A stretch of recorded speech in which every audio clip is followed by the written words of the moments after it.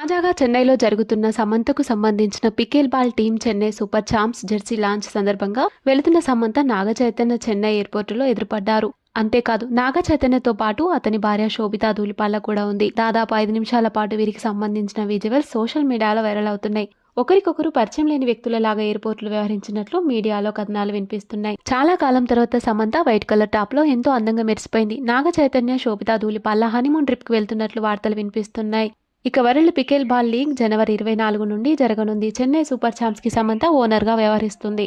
ఇక ఈవెంట్ కి హాజరైన సమంత తన టీంతో కలిసి సెల్ఫీలకు పోజ్ ఇచ్చింది. నాగ చైతన్యతో విడాకులు తీసుకున్నాక సమంత కొంతకాలం మయోసైటిస్ కి గురైంది. అటు నాగ చైతన్య శోభితాతో వివాహం బంధంలోకి అడుగుపెట్టి పర్సనల్ లైఫ్ లోను ప్రొఫెషనల్ లైఫ్ లోను బిజీ అయ్యాడు. సమంత ప్రస్తుతం పలు వెబ్ సిరీస్లు చేస్తూనే కొన్ని సినిమాలకు కూడా సైన్ చేసింది. మయోసైటిస్ తర్వాత సమంత మళ్ళీ ఎయిర్పోర్ట్ లో చాలా గ్లామర్ గా కనిపించింది.